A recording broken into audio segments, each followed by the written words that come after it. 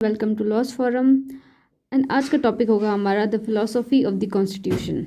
Okay, so इस topic में हम लोग देखेंगे कि जो कॉन्स्टिट्यूशन की फ़िलोसफ़ी क्या होती है। तो इसमें जो बेसिक टर्म्स होते हैं कॉन्स्टिट्यूशन, ऑब्जेक्टिव रिजोल्यूशन क्या हो गया, देन प्रियम्बल क्या होता है, तो प्रियम्बल में ऐसे कौन से कीवर्ड्स है जो हमें ध्यान में रखना है, देन इंडिपेंडेंट एंड सॉवरेन का मतलब क्या होता है, रिपब्लिक का मतलब क्या होता है, राइट।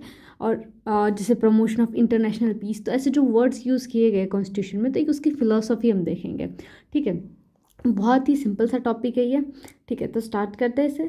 तो अगर हम लोग ऑब्जेक्टिव रिजोल्यूशन की बात करें यहाँ पे, तो ऑब्जेक्टिव रिजोल्यूशन ये टर्म क्या है।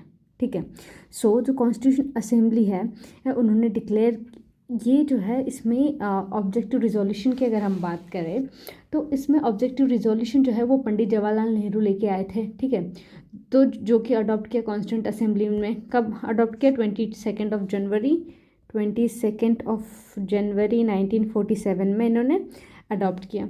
ठीक है, और ये जो है जो ऑब्जेक्टिव रिजोल्यूशन था ये इंस्पायर्ड था, इंस्पायर्ड द शेपिंग, जो ऑब्जेक्टिव रिजोल्यूशन ने ये इंस्पायर्ड किया किस चीज़ को, कि जो हमारा जो शेप हुआ है कॉन्स्टिट्यूशन। ठीक है, कॉन्स्टिट्यूशन को कहीं ना कहीं शेप करने में ऑब्जेक्टिव रिजोल्यूशन का बहुत इम्पॉर्टेंट रोल था। ठीक है, सो अगर हम बात करें तो ये जो कॉन्स्टिट्यूंट असेंबली थी उन्होंने डिक्लेयर करा इनका firm and solemn resolve, right, to proclaim India as a independent sovereign and the republic. ठीक है, to draw up for a future governance of a constitution. Then अगर हम बात करें जहाँ पे तो ये जो टेरिटरीज एंड नाउ कॉम्प्राइज जो ब्रिटिश इंडिया है और जो टेरिटरी है that now forms the Indian state such other part of the state outside the British India. तो उन्होंने बताया कि जो यूनियन होगा, यूनियन में क्या क्या कॉन्स्टिट्यूट करेगा, तो ये जो ब्रिटिश इंडिया होगा प्लस जो प्रोविंसेस होंगे वो, तो ऐसी क्या क्या चीज़ें मिलके जो है एक प्रॉपर यूनियन बनेगा। देन बात करते हैं रेसिड्यूरी पावर पे। तो यहाँ पे बताया कि जो स्टेटस है ऑटोनमस यूनिट का, और टुगेदर विद जो रेसिड्यूरी पावर है and this exercise of all the power and the function of the government और administration save and except if such power functions are vested in or assigned to the union। ठीक है, तो उन्होंने कहा ये जो residuary power है ये हम जो है वो किसको देंगे, यूनियन को देंगे। दैन और सारी जो पावर्स है, अथॉरिटीज़ है किसकी, एक सॉवरेन इंडिपेंडेंट स्टेट की, वो कहाँ से डिराइव करते हैं, from the people of India. अगर हम लोग प्रियम्बल की स्टार्ट करें तो प्रियम्बल कैसे स्टार्ट होता है, इस वर्ड से स्टार्ट होता है, जो प्रियम्बल में जो है we the people of India, right, तो people is the most important thing, right. Then जो ऑब्जेक्टिव रिजोल्यूशन बात करता है कुछ सेफ गार्ड्स माइनॉरिटीज़ को लेके, जो बैकवर्ड क्लासेस को लेके, देन द ट्राइबल एरिया, जो डिप्रेस्ड क्लास हो गई और अदर बैकवर्ड क्लासेस, तो इन सब की जो है सेफ गार्ड की बात करता है। ठीक है, ऑब्जेक्टिव रिजोल्यूशन में। देन एंड इसके बाद अगर हम बात करें तो दे टॉक अबाउट कि जो हम लोग इंटीग्रिटी ऑफ टेरिटरी को कैसे मेंटेन कर सकते हैं, राइट, और सेफ गार्ड कैसे करना है हमें माइनॉरिटीज़ का इंटरेस्ट, जो मैंने आपको बता दिया। दैन उन्होंने कहा कि हम सिक्योर करना चाहते हैं to all the people of India justice, क्या चाहते हैं वो, एक second, they want to secure a justice, right, socio economic. अब जस्टिस कैसा, तीन तरह का, सोशल, इकोनॉमिकल एंड पॉलिटिकल। ठीक है, एक कंपोनेंट हो गया। देन इकोनॉमिक पॉलिटिकल हो गया। इक्वालिटी ऑफ स्टेटस, क्या चाहते हैं, इक्वालिटी हो, इक्वालिटी किस चीज़ की हो, equality of status of opportunities, opportunities में इक्वालिटी हो। And before the law freedom of thought, हमारे पास फ्रीडम हो, फ्रीडम किस चीज़ का, thought, belief, faith, worship, right, and the vocation and association, action, right। तो ये सब चीज़ें इन्होंने जो है ऑब्जेक्टिव रिजोल्यूशन में भी ये सब बात की थी जो आज हमारे प्रियम्बल में है, राइट। देन एंड सबसे बाद अगर हम बात करें जो एंशंट लैंड है इंडिया का, ये हमेशा से ही प्रमोट करना चाहता है, promotion of the world peace, right. तो ये हमारे ऑब्जेक्टिव रिजोल्यूशन में ये कुछ कंपोनेंट्स थे जो डिस्कस किए थे, राइट। देन अगर हम लोग आगे बढ़े तो सेकंड कंपोनेंट होगा हमारा प्रियम्बल, राइट।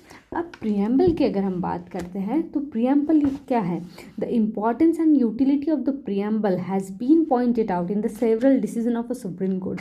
तो सुप्रीम कोर्ट के बहुत सारे डिसीजन में हम देखेंगे कि उन्होंने प्रियम्बल की इम्पॉर्टेंस एंड यूटिलिटी पे बात करी है, ठीक है। दो ये जो प्रियम्बल है हमारा कैसा इन्फोर्सिएबल नहीं है, मतलब आप उसको कोर्ट में जाके इन्फोर्स नहीं करवा सकते हो, ठीक है। ये जो है ऑब्जेक्ट बताता है, ठीक है, और ये जो लीगल इंटरप्रिटेशन होती है उसमें प्रियम्बल हेल्प करता है और इम्पॉर्टेंस एंड यूटिलिटी बताता है, ठीक है। ये हो गया, समझ में आ गया प्रियम्बल का क्या काम है। अब इसके ना प्रियम्बल, हमारे जो कॉन्स्टिट्यूशन के प्रियम्बल है इनके दो पर्पस हैं। अब कौन से वो दो पर्पस है, तो ये इंडिकेट करता है कि source from which the constitution derive it's authority.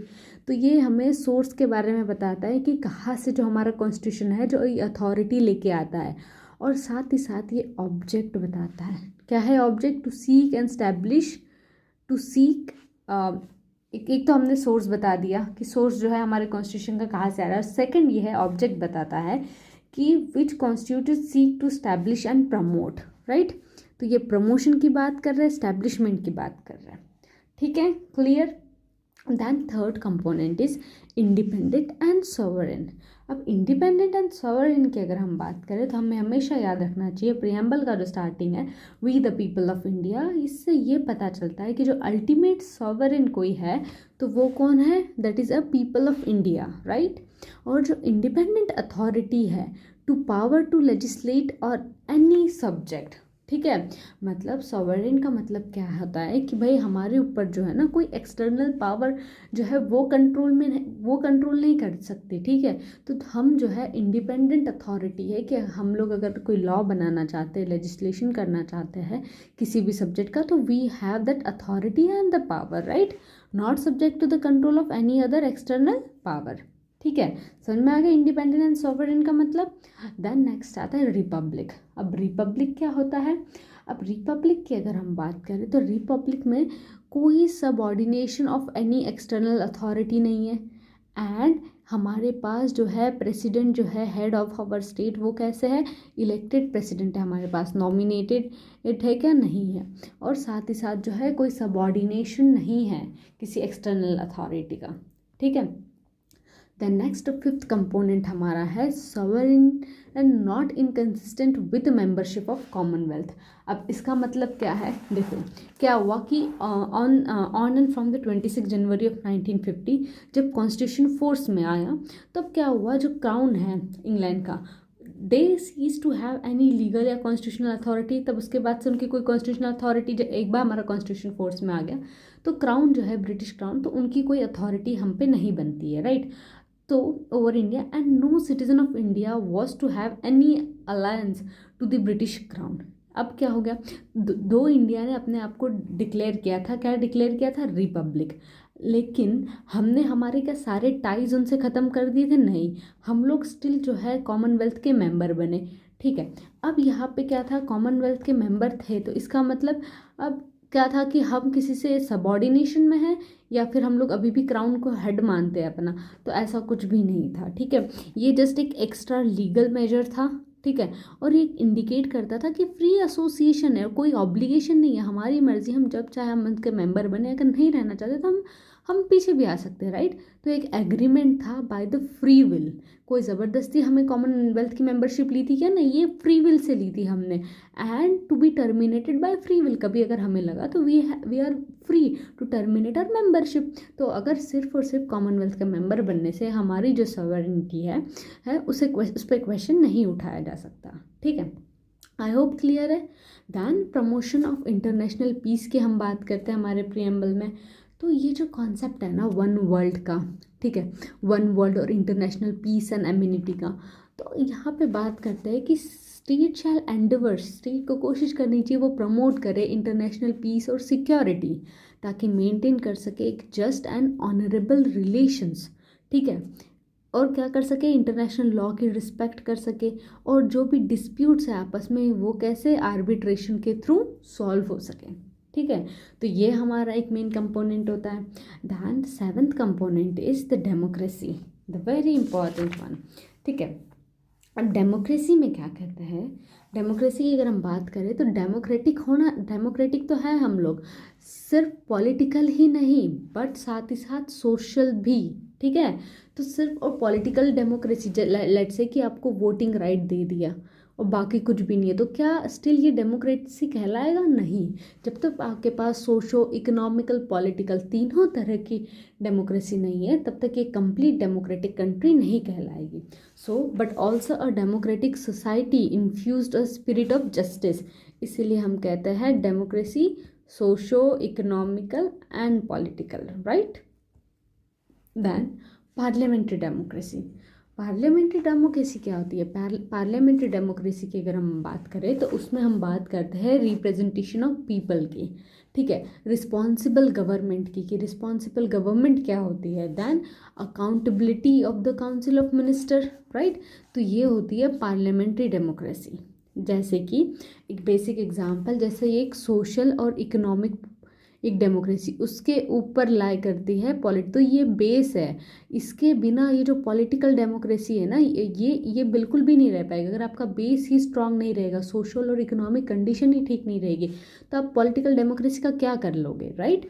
तो ये जो सोशल डेमोक्रेसी है ना, ये क्या करता है, जो इम्बैलेंस है, ठीक है, सोसाइटी में जो उसे जो है लॉ की हेल्प से कम करने की कोशिश करता है, ठीक है।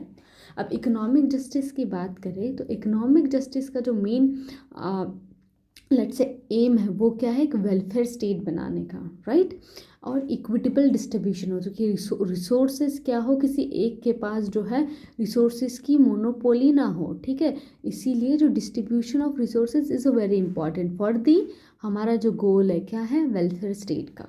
फिर बात करते हैं लिबर्टी, इक्वालिटी एंड फ्रेटर्निटी। अब ये जो तीनों टर्म है ना, लिबर्टी, इक्वालिटी एंड फ्रेटर्निटी, अब देखिए आपको मान लो इक्वालिटी तो मिल गई, ठीक है, सब इक्वल है, लेकिन आपको लिबर्टी नहीं है, तो भी जो है ये साथ में को एग्जिस्ट कर सकेंगे क्या? नहीं। आपको इक्वालिटी दे दी है, फ्रेटर्निटी बिल्कुल भी नहीं है आपके कंट्री में, तो भी जो है कोहैबिटेशन पॉसिबल है? नहीं, बिल्कुल भी नहीं। इसीलिए लिबर्टी, इक्वालिटी और फ्रेटर्निटी तीनों जो है आपस में बहुत ज़रूरी है, ठीक है। तो तीनों चीज़ें जो है बहुत इंपॉर्टेंट, किसी एक के बिना भी क्या है, ये जो स्ट्रक्चर है हमारा ये शेक कर जाएगा, ठीक है। तो इसीलिए लिबर्टी, इक्वालिटी एंड फ्रेटर्निटी बहुत ज़रूरी है, ठीक है।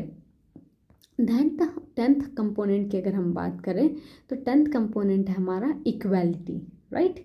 तो इक्वालिटी की बात करें तो इक्वालिटी आपको कैसे चाहिए, स्टेटस में इक्वालिटी, ठीक है। और जो अपॉर्चुनिटीज़ है फॉर द डेवलपमेंट, उसमें हमें इक्वालिटी की बात करते हैं। अब कॉन्स्टिट्यूशन के कुछ प्रोविजंस की बात करें तो इक्वालिटी जो है article 14, 15 clause 2, 17 untouchability, right, 18 titles, तो ये सब जो कहीं ना कहीं जो कॉन्स्टिट्यूशन में प्रोविजंस है ये कहीं ना कहीं इक्वालिटी से डील करते हैं। हम जब इक्वालिटी की बात करते हैं तो सिर्फ स्टेटस और अपॉर्चुनिटी की ही नहीं, बल्कि जो सिविक इक्वालिटी है, पॉलिटिकल इक्वालिटी है, आर्टिकल 326 वोटिंग, राइट। तो ये सब इक्वालिटी में ही आता है। इक्वालिटी जो है it's not just a word, right, it's a whole philosophy equality के पीछे, कि भाई इक्वालिटी में और क्या क्या चीज़ें आ सकती है, राइट।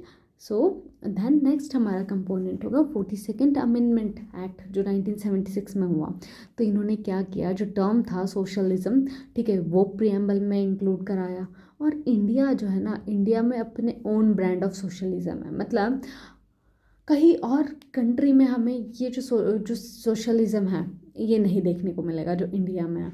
अब सेक्युलर स्टेट की बात करें हम लोग तो सेक्युलर स्टेट, ये भी जो सेक्युलर वर्ड है ये हमारे कॉन्स्टिट्यूशन में नहीं था, ठीक है। प्रियम्बल में इन्होंने 42nd कॉन्स्टिट्यूशन अमेंडमेंट के बाद ये वर्ड ऐड किया। अब सेक्युलर का मतलब क्या होता है, तो सेक्युलर का मतलब होता है कि स्टेट जो प्रोटेक्ट करते हैं सारे रिलीजन को इक्वली सबको इक्वली क्या कर रहे हैं, सारे रिलीजन को प्रोटेक्ट कर रहे हैं। और स्टेट का कोई रिलीजन नहीं होता है, स्टेट का कोई रिलीजन नहीं होगा, राइट। ओके, तो इसी के साथ ये टॉपिक हमारा कंप्लीट होता है। ये जो टॉपिक हमने देखा इसका नाम था philosophy of the constitution, right. और नेक्स्ट टॉपिक होगा हमारा outstanding feature of the constitution, right, कि फीचर्स हमारे कॉन्स्टिट्यूशन के क्या क्या है। आई होप आपको समझ में आया होगा। Thank you.